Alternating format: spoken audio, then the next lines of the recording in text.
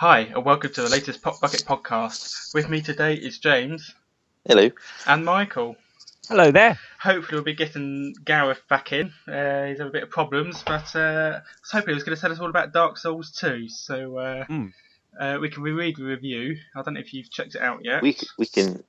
We can speculate on his behalf, can't we? Yeah. I speculate that it's really hard.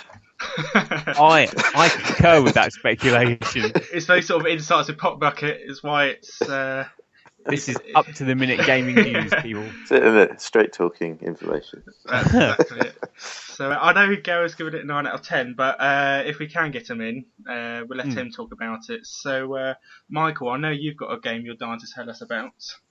Well, I'm actually, and this is maybe a social faux pas, but I'm playing it right now, and it's Luftbrowser. Hang on.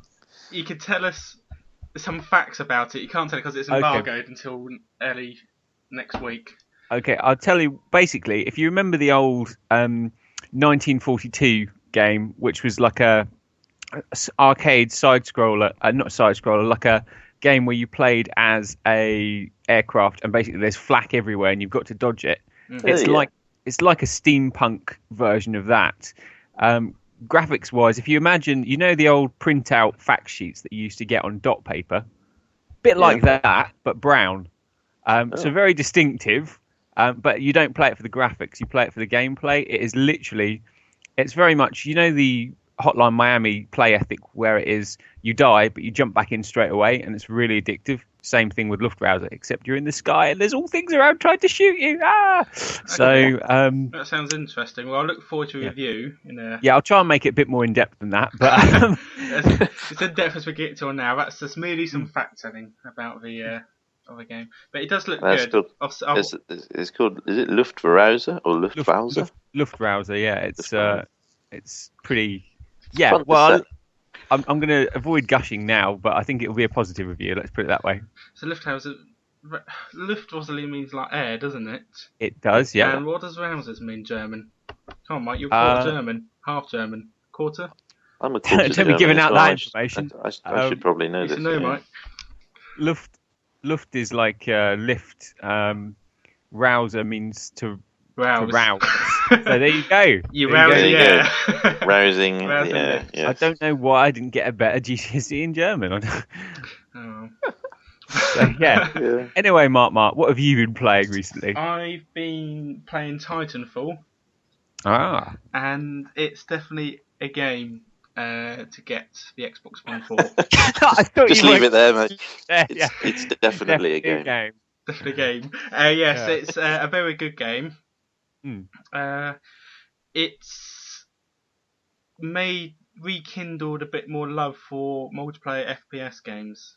I think. Had you been falling out of love with them recently? It's a stagnation of the games generally. They're all good. We've had good times on Ghosts and Modern Warfare and Black Ops. But you know what it is. But you know what it is. But for me, this is the first time I had such a grin on my face playing an FPS multiplayer since Quake 3 Arena, like 15 years ago.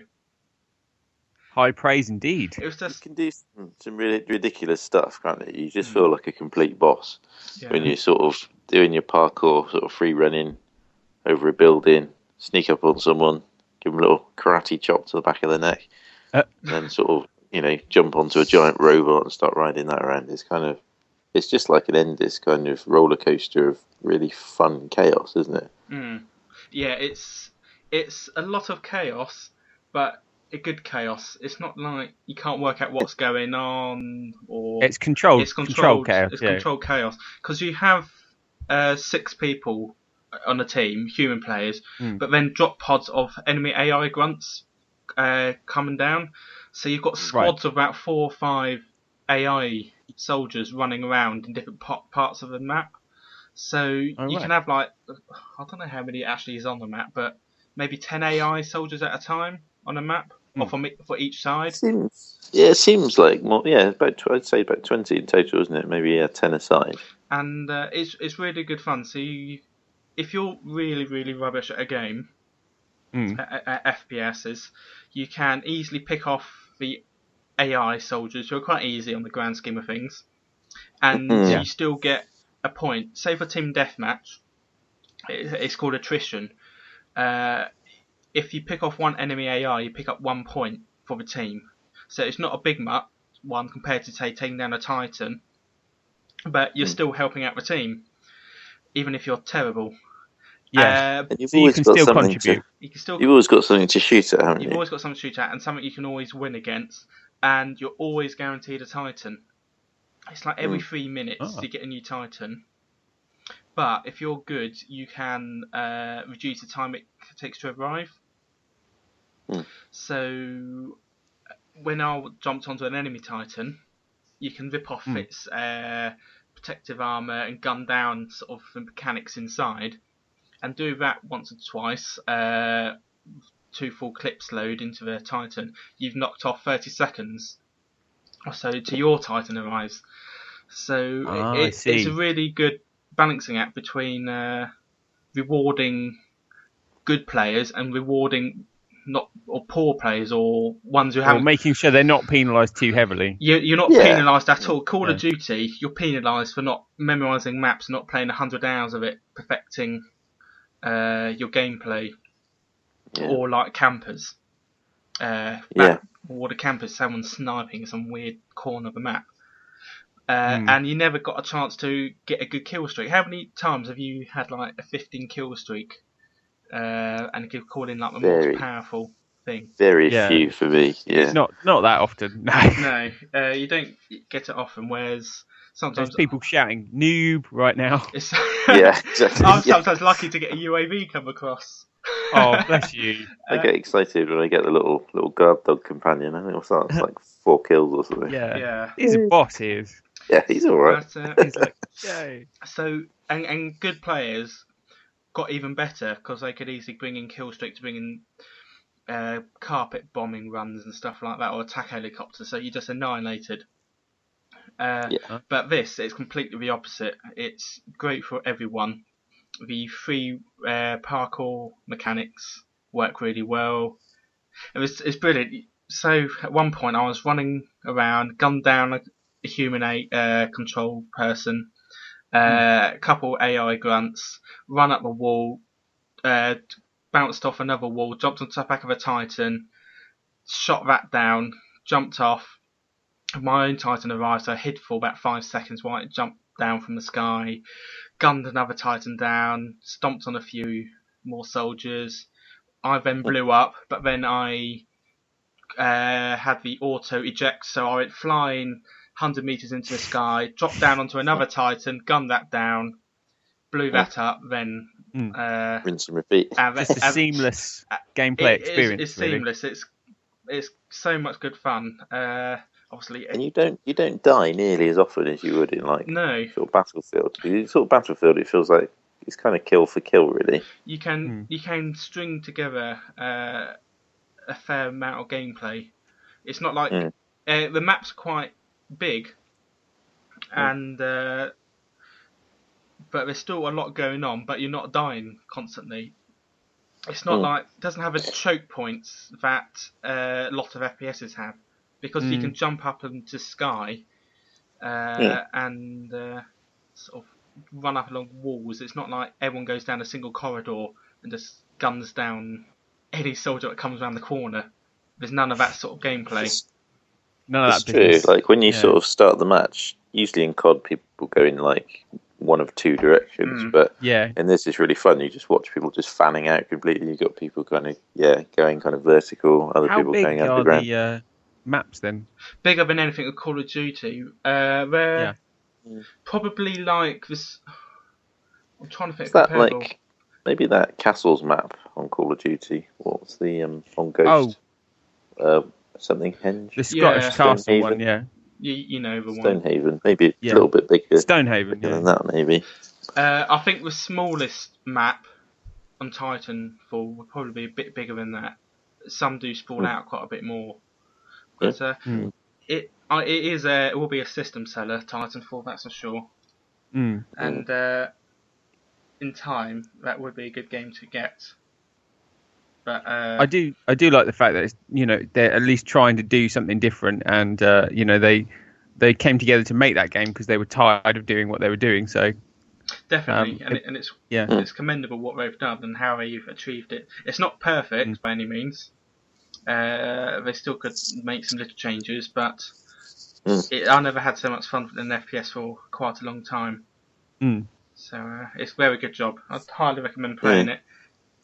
Got a pretty blasting score on Metacritic as well. It was like 87 or something. Oh wow, that's bloody good. Have you ever looked at user reviews on Metacritic? They're some of the funniest things in existence. Of if everything wrong is the internet, is Metacritic user scores. Yeah, I read one the other day. Same on Netflix. This is the worst game I've ever played. There's only got 2 guns, and it's like, it doesn't. How can it be the worst game? Yeah. Someone gave it like 0 stars or 0 score, and someone was saying it's too easy because you've got like a pistol that auto aims. Yeah, but then you can run up a wall and jump into the sky to get out of the. Yeah, there's kind of a reason. And the pistol's not going to do much against the Titan either. So you're sort of, no, it's. I'm just looking now. So Metacritic's got 86 in Titanfall. That's perfectly deserved. User score 6.3. Let me just read out a few now. We could perhaps make this a regular feature. Okay. Yeah. the worst of Metacritic. I can call it waste of keystrokes. Here we go. Right. Okay. So Xenowing, truly the definition of an overhyped piece of garbage. Titanfall is a malformed bastard child of Call of Duty mainstream. Little Kids Edition developed by the most well-known famous bunch of douchebags, aka Electronic Arts. The main features of this game, you ask? Instant respawns? Instant respawns, that's every game pretty much. Tiny length matches limited 6v6v bots. It's not tiny length matches. Aimbot rapid fire pistols. 6+ year old graphics. That's not 6-year-old graphics, including extreme dumbed down 792p. Okay, that's maybe something slightly there in that, but still, if you're purely number crazy like that, then you're a boring person that doesn't enjoy games what they should be enjoyed for. No campaign. Well, it doesn't really matter. He really plays that for the campaign. You play Bioshock Infinite. Was probably a better game for not having multiplayer. Or the first Bioshock, they didn't need it. I enjoy Bioshock 2's multiplayer, but you play a multiplayer game for multiplayer, and but Battlefield 4 should drop single player pants. That campaign was lackluster, to put it politely. It was, could have quite easily lived happily without that. And the fact that I had to do it about 4 times because I bloody kept losing my save game for some reason. Anyway, that's another one. Next one. So no campaign, no single player, and non-stop repetitive run and gun combat with little to no variation on small maps. That'll be €50. Thank you very much. No refunds. Bye bye. Would expect a puzzle section. I don't know. It's too much shooting in this first-person shooting game. Yeah. It's good. If only there was less shooting. It's just more first person, less shooting. Martin, when I was reading your review, proofing your review, there was something in there about, you said about dragons? Oh yeah, there's some dragon things that on one of them, or a couple of the maps that come down and it swoops robotic dragons? No, the real live alien dragons, and they one swooped down and picked up an enemy soldier. I think it was an AI soldier. But actually, that brings me on to the DLC. And they did mention that they might bring in large alien life forms onto the actual combat. That would be cool. Like a sort of a horde kind of survival mode or something perhaps, like that. Or just a giant sort of elephant-esque creature that walks into the map and just gets in the way of everyone. Perhaps. I don't think they'll do anything where you play as you won't be playing as the alien. I'm certain of that. Oh no. But, just a friendly lumbering beast to kind of piss people off a bit. Yeah, pretty much. Cool. So that's good. The other thing I've been doing is the South Park, which I teased you with last week, and I can actually talk about it more now. Indeed. It's the funniest game I've ever played. Basically, I think that's all you need to know for a lot of people. We should add that you are a massive South Park fan as well. I am. I do enjoy South Park. Mm. If you can't stand the show, you can think of a worse game to play than this, basically. Which is a fair enough comment. But if you love the show, then if you love a show, the mechanics are solid. They're not genre changing, or they're not the best, but they're very good and they work well. And it's short. It's 15 hours, up to 15 hours for an RPG, which compared to 100-hour ones, it's can be very minute in comparison. But it's pretty decent, isn't it? Yeah. But it's more than enough time for someone like me who hasn't got 100 hours to spend on a single game these days. Well, never really had 100 hours to spend, but it's well worth playing if you love South Park. It's a must buy, basically. The combat's done by the people that did Fallout 4, New Vegas, Fallout 3, or New Vegas, was it? Yeah, which I've started playing New Vegas. I thought I'd give that a whirl, following my South Park. I'm not sure if I can stick with it because I don't think I'm going to spend that many hours. But I thought I'd get it for £4 and have a dabble. It's an investment of time. Yeah. I mean, I was saying to you before, Martin, I didn't like New Vegas as much because it felt a little bit more linear than the first last generation Fallout game.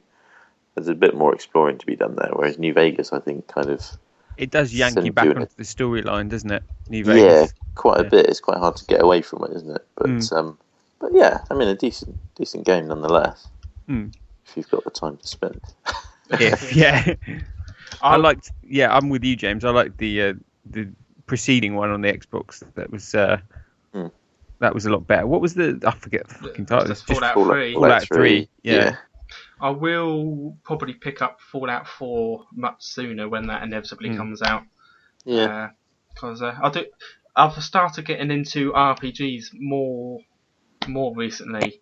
Starting with, say, Borderlands 2 and... Not really. It's an FPS RPG. Yeah, it's kind of RPG it's quite light touch, isn't it? Yeah. Do you think you're ready for Skyrim yet, then, Martin? No. No. I keep trying.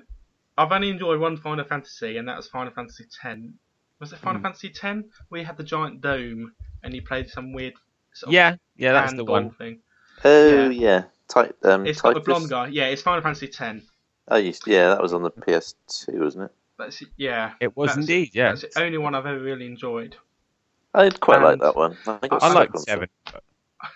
Everyone does. I just can't get round to it. I tell you what you should do, right? You should try. Are you a fan of BioWare games? You like Mass Effect, right? Yeah, that's all right. Yeah, so Mass Effect 2 was the first game that started getting me intrigued into RPGs again. What you should do is you should get the original Dragon Age. You'll be able to pick it up really cheap, and I think you'll enjoy it a lot. I don't like dragons so much. There's not that many dragons in it. No, not really. It's more about is it the same sort of fantasy as Game of Thrones? Kind of, yeah. It's that kind of. It's a bit like like Witcher, really, isn't it? Sort of, Witcher-esque. Fantasy, but grounded with reality as well at the same time. The Witcher was The Witcher 2 was very good. It's like Game of Thrones. It's got Final Fantasy elements, but it's relatively scaled back. The thing about the reason I mentioned Dragon Age is just because I think you'll find it kinder in terms of learning curve and stuff than Witcher. If you are literally looking to get into RPGs and you don't want to get hacked off after about 10 minutes because you're not going to persevere with it, Dragon Age is better. And then maybe you can graduate onto Witcher when your RPG sense is more keenly honed. I think so. I want to play Witcher 3 because that looks really the Wild Hunt. Yeah, I want a bit more ploughing. Yeah, plenty of ploughing. Love a bit of ploughing. So there's a few things. I am interested by it. It's just I don't have any hours. I've got time for a 5-hour campaign on some FPS or third-person game, and that's about it. It's all I can comfortably fit in. around life these days. Maybe Bloody life. Yeah, bloody Tough life. balance. But anyway, You managed to squeeze in a bit of Mass Effect the other day, though. That was good. Yeah, Yep. we did, didn't we? I was kind of nursing you guys through it because you haven't played it for a while. So I was kind of having to do Michael was doing own... a bit of babysitting. me and Martin trying not to die every 5 seconds. I was quite amazed, really, because we were doing one run and I was like, oh shit, I've got no med packs left and it's just me, and I just about managed to survive. So I was like, yeah, go me and my destroyer class soldier, who I should be, doing much better with. But it's a really fun team play game. I mean, it can get repetitive if it's the only multiplayer game that you play, but for a quick blast every once in a while, I mean, the horde mode on that is pretty fucking sweet, really. It was really nice to come back to it, actually. It just made me appreciate what a decent job they'd done with the multiplayer. And just makes me feel constantly bad about how skeptical I was before I played it. I keep thinking, oh god, they could have just completely given this a miss. Missed out on so much fun. It really is, isn't it? It's like, yay! And they put in really good, animations, like grab animations for grabbing enemies over the top of things. And the mantling. Mantling's good. Oh yeah, I love a bit of mantling. And each class has its own strengths and its weaknesses, and you can be as strategic as you like beforehand about who you pick, or you can just dive in and go for it. Really. Right. Okay. We'll. Did I hear what Maroon Moose thinks about Mass Effect 3? I'd love to hear what. Come on, what does he think? The first Mass Effect, though had its faults, was a very good game. The writing, while sometimes stupid and drab, had its moments such as a conversation with Sovereign. As time goes on, the quality of the series lessened until now we have this terrible hunk of crap. Terrible writing on a level that is so embarrassing listening to the characters speak sometimes it hurts. Damn, Shepard. Stiff animations, and the game has completely shed almost all elements of an RPG. Now it's Gears of Effect 3. We'll see what we did there. Oh, that's very witty, that is, actually. Yeah, well done. Unfortunately, it's nice being able to write stuff without having to back it up with actual, facts. But, unfortunately, BioWare have become a company that makes piss-poor games. I tried to give them chances, but it's too late now. They star up what they could have been a great experience and killed a potentially amazing franchise. Oh well. Well, I'm sure BioWare are literally weeping themselves to sleep over not having Moose's custom anymore. But the only thing I'll say is writing is a subjective experience in terms of how you view script writing. So I don't know what he's talking about really, because obviously, compared to a lot of movies and novels, the BioWare script isn't that great, but it still had moments throughout the series that touched you, like Morden, his whole storyline as well. I know, I mean, spoilers, but that, I felt liked it when he did the Gilbert and Sullivan. I think that was Mass Effect 2. I've so unexpected that so many times since. Yeah, it's completely random. You're like, when you said spoiler bit, that made me think about something. About the rules of spoilers. Obviously, we know not to mention online. Oh, did you say the Games of Thrones Red Wedding episode? The next day, the Metro did a big article of what happens. With pictures, headline. It gave everything away. And they know damn well most people watch it not at the live. They watch it on demand, or on demand. So it's stupid. So that's very annoying for people. But obviously, you just had a spoiler for Mass Effect 3. That's a year and a half old now, 2 years old. Yeah, I know. Yeah. I was saying it in slightly a jovial fashion. I know, but at what point is it fine? Because, could I say, if I'm talking to Citizen Kane, mention what Rosebud is, it's like, when does it become... Because obviously, a lot of people still haven't seen Citizen Kane and might still see it. Yeah, it's true. It's true. I don't think that... There doesn't seem to be a logical sort of sell-by date with spoilers. Because you... Yeah, I mean, anything could be a spoiler, couldn't it? It's like, Bambi's mum died. Oh, sorry guys, that's a spoiler. But someone could have just been listening to this podcast, think, I listened to PopBucket podcast, and then sit down with a Disney classic, but I've not yet watched. Sit down, watch Bambi. It's like, I knew that was gonna.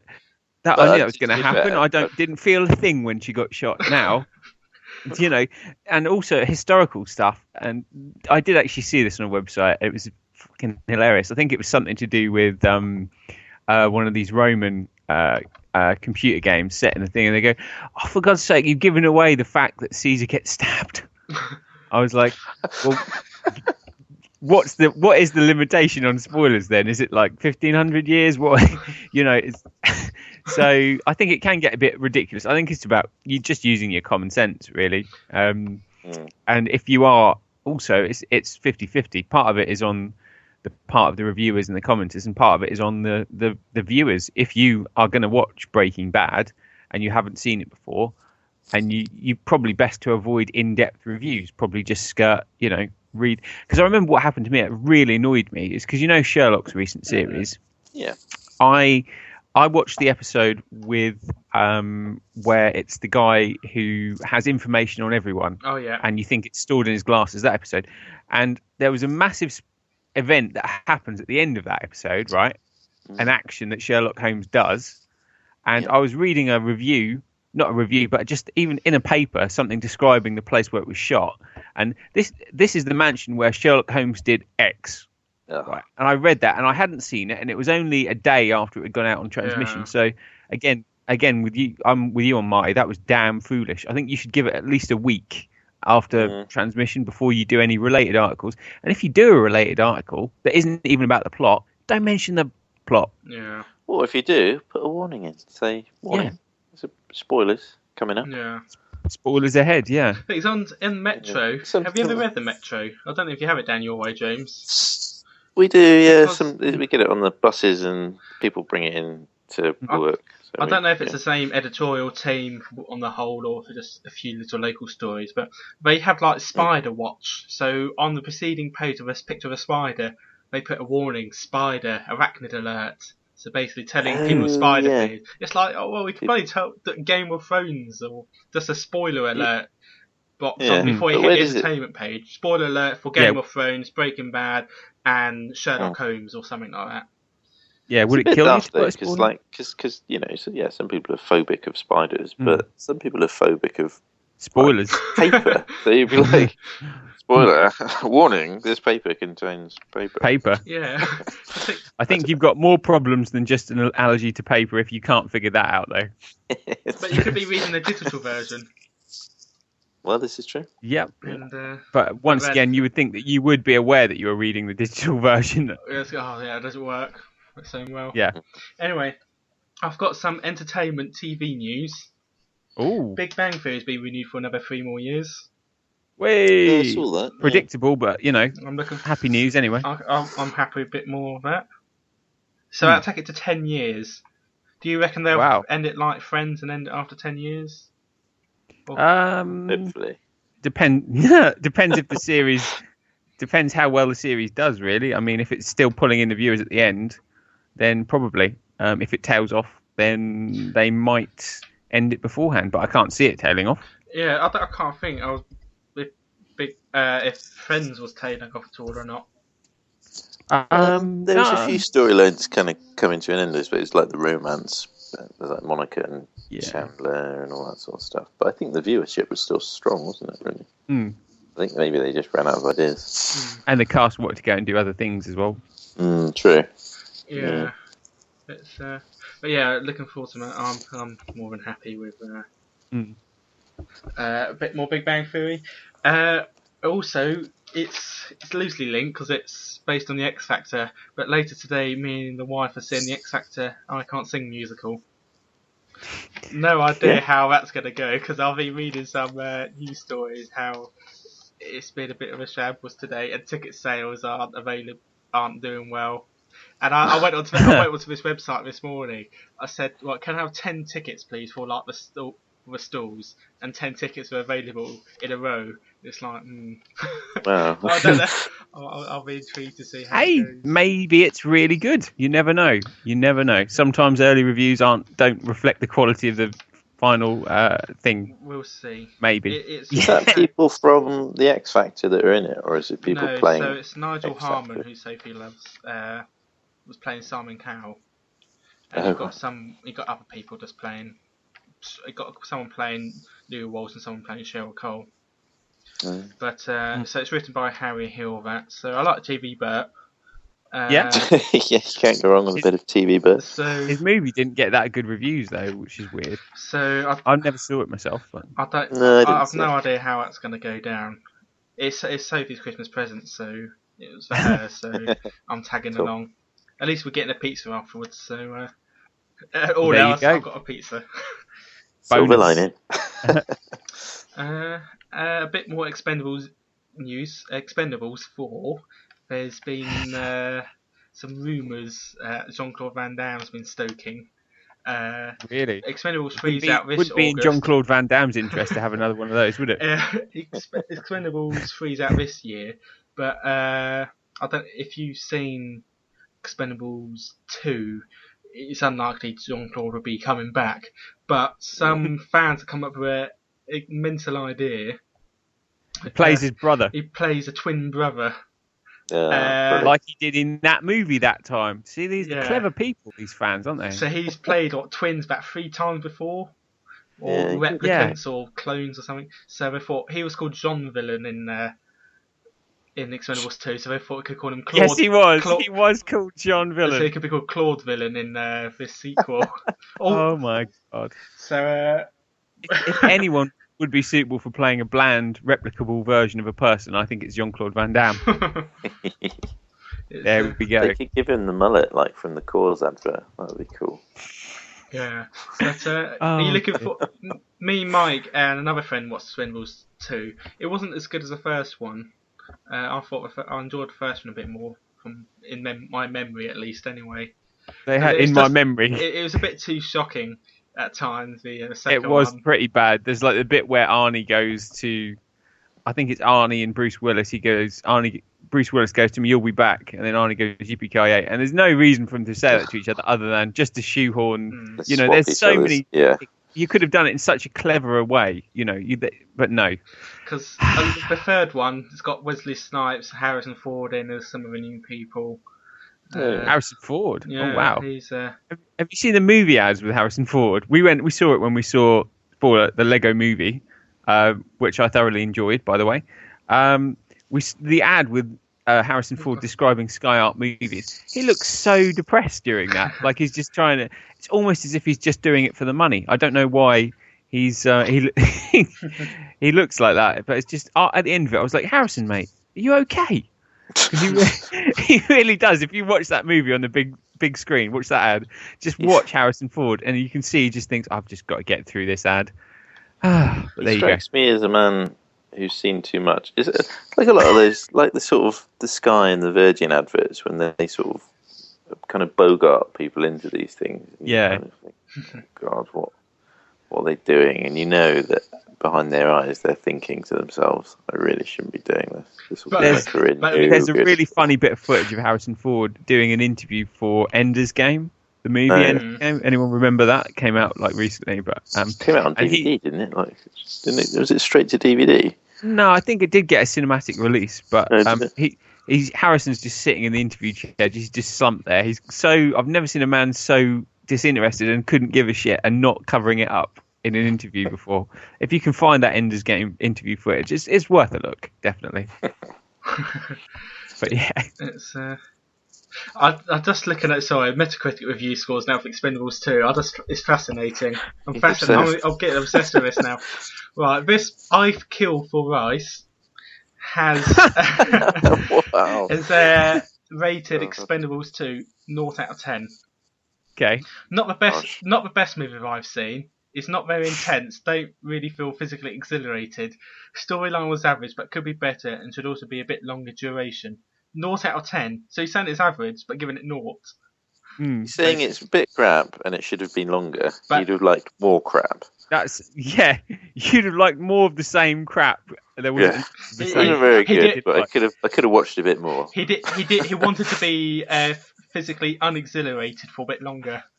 And also, how are you physically exhilarated? In what form does that exhilaration take? I don't really want to know. It sounds a little bit questionable, doesn't it? Yeah. I want to feel something. Oh, you've got to read us some more Expendable reviews, Mike.